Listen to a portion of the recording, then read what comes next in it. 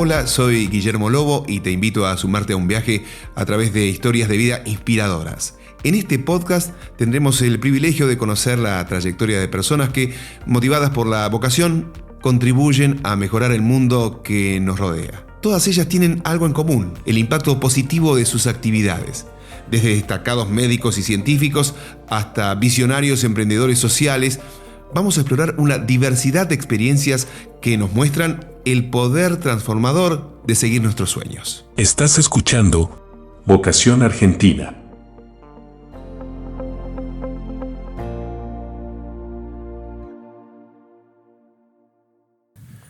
Bueno, en Vocación Argentina no puede no estar Luis Ignacio Brusco, ¿sí? Que es neurólogo, psiquiatra, investigador, educador argentino, decano de la querida Facultad de Medicina de la Universidad de Buenos Aires. Ignacio, qué lindo tenerte acá, ¿eh? Igualmente, un honor y un placer. Aparte, con días tan movidos, estás a full. Sí. Así es. Son días complejos, pero interesantes, porque estas crisis, en la experiencia de la argentinidad, a veces se salen con aprendizajes y con quizás posibilidades de repensar algunas cuestiones. No son buenas en el sentido del estrés, pero siempre hay que tener un mensaje positivo a los adolescentes, a los chicos. A veces me plantean esta cuestión diariamente, y quienes vivimos la universidad en la dictadura decimos que, bueno, tenemos otro tipo de aprendizaje, estamos tranquilos en el sentido, no sabemos que siempre hay ruido en las universidades. Es un momento complejo, difícil, pero también es un momento difícil mundial, es una realidad. Totalmente. Así que es un aprendizaje para nosotros y lo vivimos con tranquilidad. Ahora, estás en un lugar que es soñado, que es muy difícil, que es muy complejo, como ser decano de una facultad tan prestigiosa, ¿no? Como la Universidad de Buenos Aires, la Facultad de Medicina. ¿Qué sentís? ¿Es un sueño cumplido? Es un sueño cumplido no propuesto. Es decir, yo no tenía mis objetivos ser decano de la facultad. Obviamente tampoco lo descartaba como opción, pero no fue un objetivo buscado. ¿Sí? Busqué siempre la excelencia académica y tratar de ser buena persona y buen médico con la gente, fundamentalmente. Creo que por ahí va el mensaje también para los chicos más jóvenes, las chicas más jóvenes, en el sentido de que a veces la búsqueda tiene que ver por no solamente por estudiar y por ser persistente, sino también por tratar de ser buenas personas, ¿no? Dentro de lo que puede cada uno, ¿no? ¿Dónde naciste, Ignacio? Yo nací en el barrio de Colegiales, así que siento, si hablo de mí, me estamos hablando de una cuadra donde me juntaba, donde estudié, digamos. Qué bárbaro. Barrio. Barrio, de cuando Colegiales era Colegiales. Claro. Cuando Colegiales tenía la cancha de Fénix a la vuelta y la villa de Colegiales. Pues, quizás para la gente que vive en esa zona, que ahora está top, no sabe que hay una villa y en el medio de la villa estaba la cancha de Fénix. Ajá. Y que la verdad que era un momento donde la ciudad de Buenos Aires era una ciudad tranquila. La Argentina era más tranquila, pero la ciudad de Buenos Aires era más tranquila en cuanto a la delincuencia, no en cuanto a otras instancias políticas, que era mucho más menos tranquila, ¿no? Pues uno recuerda lo bueno y no lo malo, y es bueno poder presentificarlo. Pero sí, había una gran interrelación con la comunidad que estaba viviendo en ese barrio precario. ¿Trabajadores? Trabajadores que eran compañeros nuestros, me acuerdo, no voy a dar nombres, pero recuerdo nombres de amigos míos que íbamos yo a la casa de ellos y ellos a mi casa. Es decir, había una comunidad directa donde esos barrios vivían imbrincados dentro de la comunidad, que es lo que uno trata, todas las corrientes hoy sociales tratan de hacer nuevamente, seguro, ¿no? Con los barrios que están incorporados dentro de los barrios precarios. ¿Tu papá y tu mamá, nombres? Y mi papá, José Brusco, italiano, calabrés, vino a los 15 años a la Argentina luego de la guerra, sin prácticamente poder hablar una palabra en español, y habrá hecho 2 años de primaria. Absolutamente la guerra en el sur de Italia. Mi madre argentina, que falleció lamentablemente el año pasado, pero argentina pura, de una familia de colegiales históricas, digamos. Mi tatarabuelo ya inauguraron Colegiales, así que somos, por un lado, extranjero total, y por otro lado, del barrio de las afueras de la porteñidad de Buenos Aires, porque Colegiales en ese momento era el campo, ¿no? Así que a mi tatarabuelo le dio Rosas, parte de estos terrenos, de tierras de Colegiales, Juan Manuel de Rosas. Claro, por venir a plantar árboles como jardinero, le daban una franja de terreno, era la manera de pagarle, ¿no? ¿Sabes que acá en Vocación Argentina, así rápido, Fernando Nesevich, los papás croatas, vinieron con la valijita de cartón. Mario Benedetti, científico, nació en Italia, vinieron también mano atrás, una adelante. Tu papá calabrés, qué historias, ¿no? Qué crisol. No, aparte, cómo venían, ¿no? 3, 4 meses para llegar, vivió en la guerra, vivió en hambre.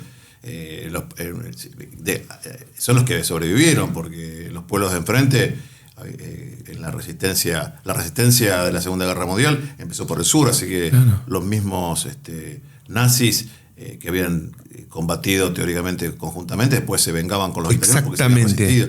Entonces, depende del pueblo que tuvieras, te caían las bombas de los nazis, la violencia o violaciones de los mismos nazis, o también eran tomados por los mismos los aliados como contrarios. Si tenían la mala suerte que le ponían una metralla en el pueblo de él. Estaban en el medio. Lo que estoy contando es anécdotas puras de mi padre, digamos, y si no, es decir, donde tenía que hacerse el pan, la comida, no había intercomunicación, es decir, claramente siempre dicen hay que pasar la guerra para saber realmente lo que es sufrir y ver las circunstancias de la vida. Entonces, toda esa generación vino acá a Argentina, ¿no? ¿Vos venís a cumplir eso de mi hijo el doctor?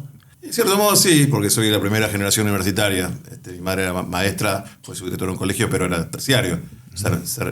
Ni siquiera terciario, era secundario. En la época que todavía los secundarios eran los normales, donde hacían su carrera docente. Eran muy buenos docentes, pero sí, no, yo vendría a ser... ¿Hijo de la educación pública? Hijo de la absoluta educación pública, fui también acá cercano, estamos ahora en el barrio de Colegiales, para gente, porque digo acá y por ahí no se sabe, pero en el colegio, un colegio público de acá 4 cuadras, que se llama Gran Mariscal del Perú, Ramón Castillo, un colegio público, 7 años en colegio público de la ciudad.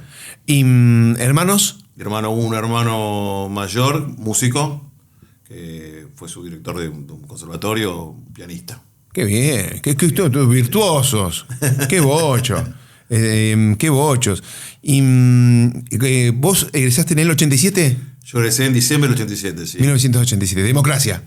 Entramos en dictadura, en un momento muy crítico de Argentina, yo a veces lo cuento, me lo preguntaban algunos chicos mientras bajamos a las escaleras, yo siempre les hago una recorrido en el museo que es nuevo de la Facultad de Medicina, es un museo donde centralizamos toda la actividad que se llama MUCME, y lo llevo mucho porque me encanta mostrarles la historicidad y el futuro, porque los museos son ida y vuelta, ¿no? Son ver el pasado. El guía es el decano, no está mal eso. Sí, le hago de guía atendido por su propio dueño, le digo. Y me preguntaban sobre la historicidad, ¿no? Si me traía recuerdos. Y la verdad, entonces les recordaba que cuando entramos por las diferentes generaciones, porque cada generación tiene su historia y para cada uno es endogámico, ¿no?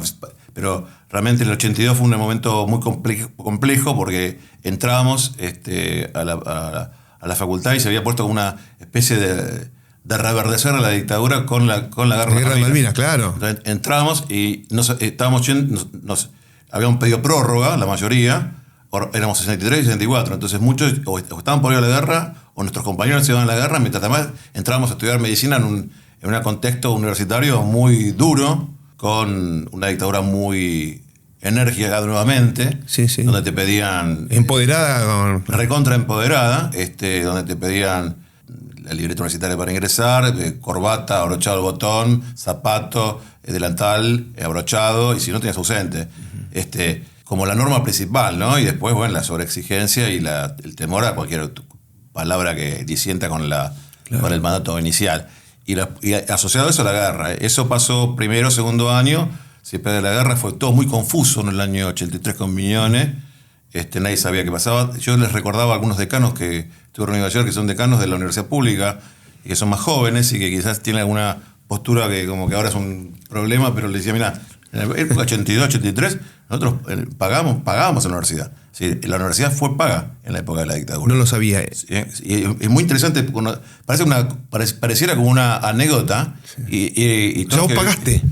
Nosotros pagábamos, la dictadura hizo que la universidad pública fuera paga. Uh-huh. Se pagaba con una libreta de la Caja de Ahorro y Seguro, que era una institución pública, que luego fue privatizada, que era la vieja caja de ahorro que juntaba una estampilla. Sí. Esa misma pagábamos todos los meses con una chequera, que mi padre me da el dinero, o mi madre me da el dinero, para pagar la cuota universitaria, que era salada, no era como una cuota privada actual, pero era un número que una clase media baja o una clase humilde no lo hubiera podido pagar. Bueno. Luego en el 83 cuando se pierde la guerra y está el proceso confuso, se hace una fogata impredecible con lo que iba a pasar con las chequeras.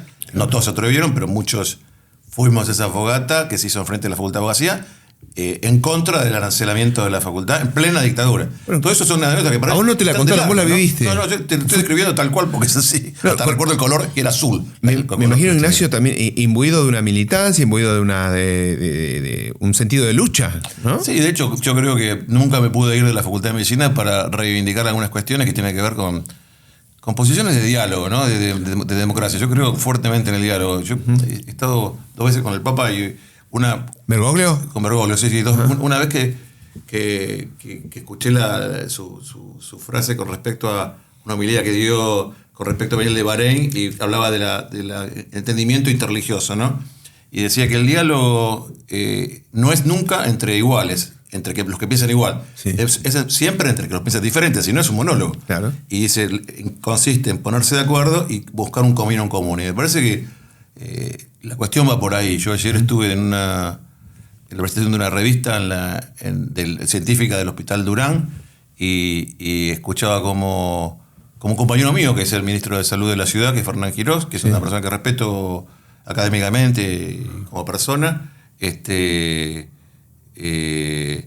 planteaba esta misma posición, ¿no? Es decir, yo creo que si nuestra generación, que vivió tantos procesos complejos, plantea la necesidad de diálogo y tener un camino común, es una manera de bajar los decibeles de los enfrentamientos. Sí. Cada vez que yo veo crispar a los dirigentes me pongo bastante preocupado, porque no es la metodología... No dejan espacio a ese diálogo. No es una predisposición al diálogo. Si bien sabemos que hay caracterizaciones, acting, etcétera, instancias que tienen que ver con el marketing político, que son comprensibles.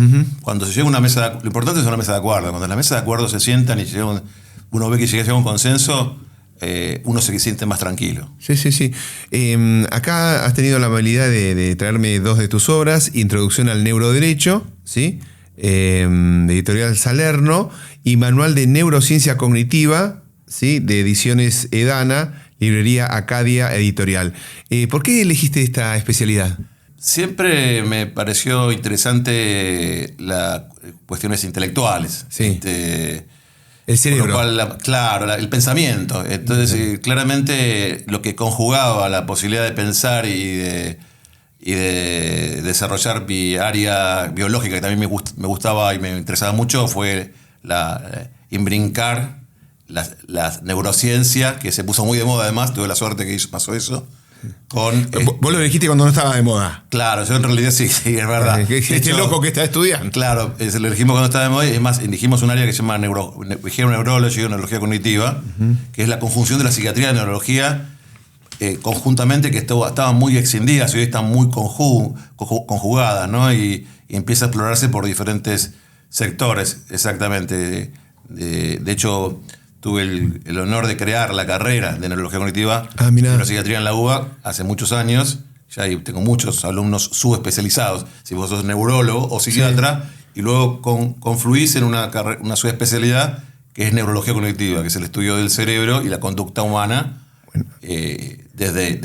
desde lo patológico y lo fisiológico. Pero digo, Brusco, ahora que vos podías darte dique, mira, creo que es el segundo capítulo, página 5, La moda del cerebro, reduccionismo de la neurociencia. Exacto. O sea, viniste... No, yo vengo de la autocrítica siempre, claro. Porque ahora todos, no sé, en Instagram si lo ven, son todos neurocientíficos. O sea, me preocupa mucho eso, porque... Me parece que algunos se no sobreactúa. A veces cuando pasaba esto de la posguerra, etcétera, en el año 82-83, Ernesto Sábato dijo una frase muy importante de la palabra patria, que es tan importante.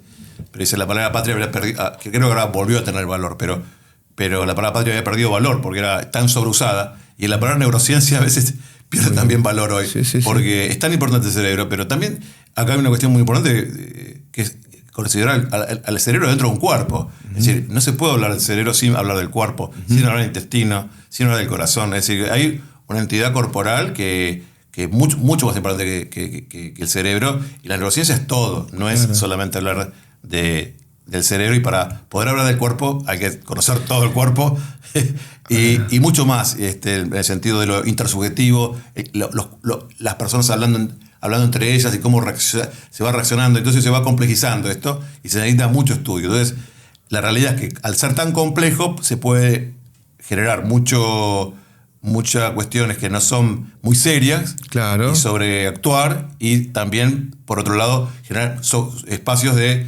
alta complejidad de cada uno de los distintos, por ejemplo, donde hay gente muy seria que trabaja, y cuando se estudia muy complejo es realmente muy interesante, desde el instinto temporal al instinto espacial, claro, al instinto de la cooperación, y vemos mucha gente también trabajando muy bien, incluso no neurocientíficos. Por ejemplo, a mí me llama la atención un filósofo, historiador muy importante, que es muy conocido, que es Yuval Harari, que trabaja muy bien estos temas. ¿Quién, perdón? Harari. Yuval Harari. Que trabaja muy bien estos temas. Que es músico, además. La verdad que es una especie de un hombre holístico, digamos, y él habla de términos muy interesantes nuevos, como por ejemplo cooperación flexible, que habla como un instinto de posibilidad de interaccionar entre el Homo sapiens, que somos nosotros, como un gran instinto de supervivencia.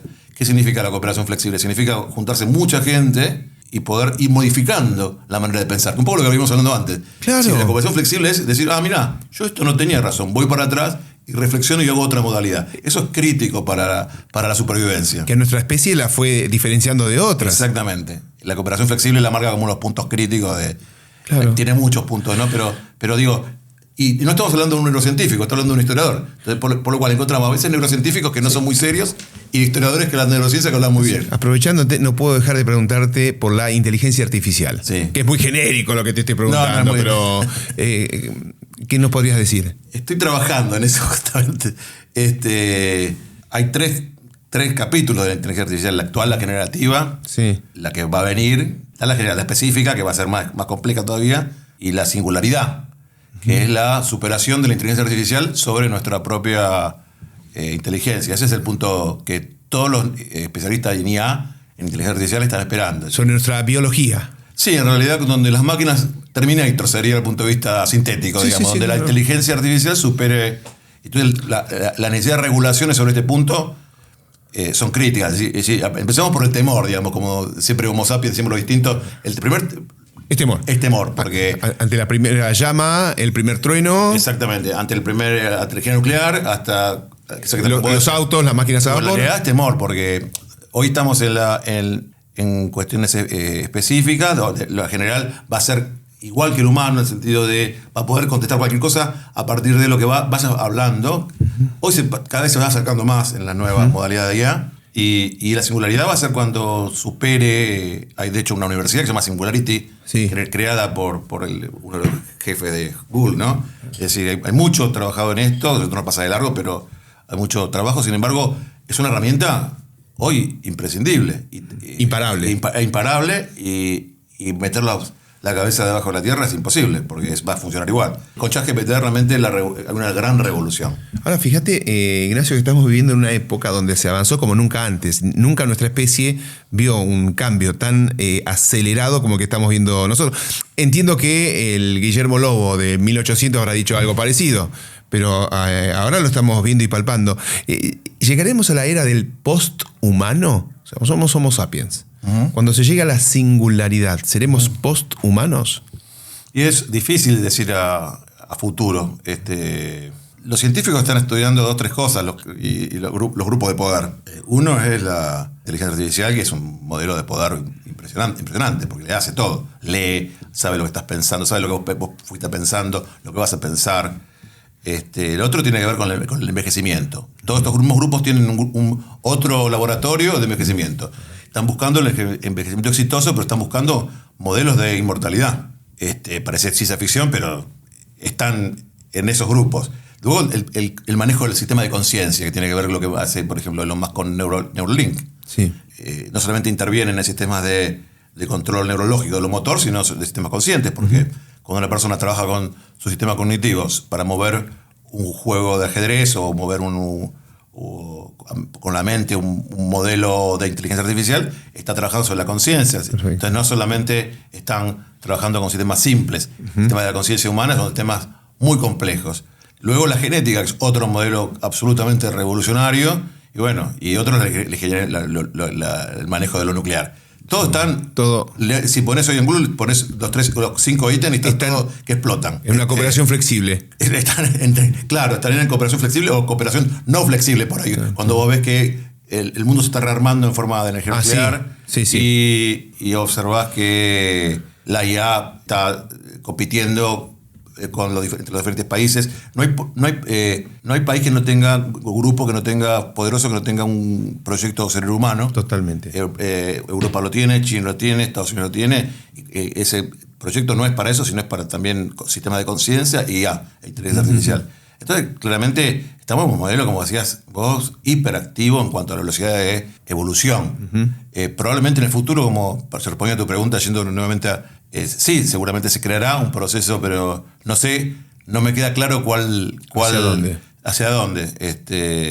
Espero que sea benévolo. Sí. Pero yo soy, en general, para tirar una buena onda, digamos, después de todas estas cuestiones, soy optimista en general. Creo que la mayoría de las personas tienen bonomía y el Homo sapiens progresó justamente por esa capacidad. Así que creo que podemos pensar en un proyecto positivo a futuro. Y ya en recta final, Ignacio, ¿cómo se compone tu familia? Mi familia se compone de mis 2 hijos, que son Tomás y Luca. Son uno abogado y otro estudiante de psicología ya por recibirse y de medicina. Músicos y son también muy holísticos. Y mi pareja, que se llama Cristina, y mi padre, que tiene 91 años, que lo tengo a cuidado, mi tercer hijo. Sí, bueno, es la ley de la vida. Te digo que en la próxima, Dieguito, vamos a incorporar cámaras porque estaba Ignacio Brusco, decano de la Facultad de Medicina de la UBA, hablando de inteligencia artificial. Le pregunté por los hijos y le cambió la cara, así que me encanta eso. Es así, ¿no? Sí. La cara es todo, porque la cara es la expresión del alma. Bueno, ¿has cumplido tus sueños? ¿Estás cumpliendo tus sueños, Ignacio? Sí, creo que sí. ¿Sí? Sí. Uno de mis sueños fue quedarme en Argentina. Tuve muchas posibilidades de irme y a diferencia de lo que el resto de la gente plantea, yo trato de convencer a los chicos que se queden en su país porque el destierro es muy complejo. Cuando conocemos mucho el resto del mundo, no es tan simple. No es tan simple. Para nada. Y ahí entendés al calabrés de tu viejo. Exactamente.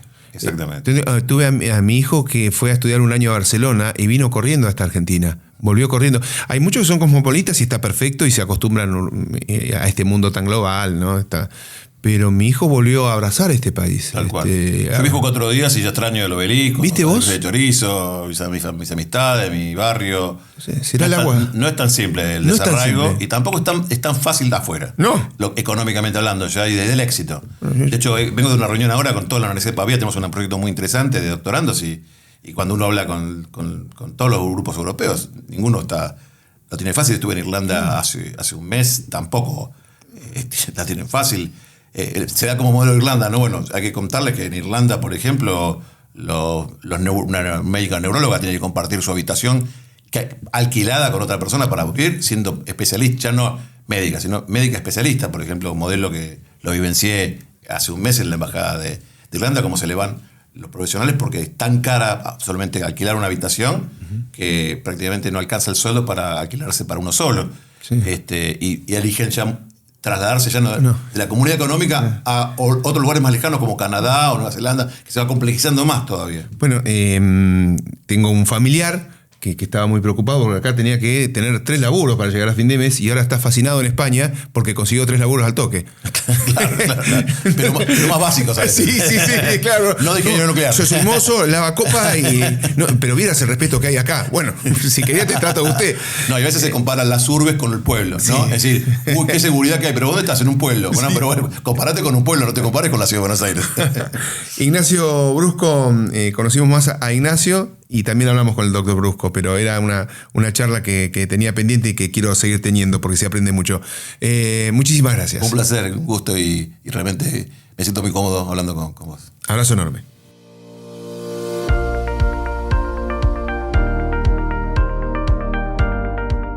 Soy Guillermo Lobo. Esto es Vocación Argentina y te invito a escuchar el próximo episodio.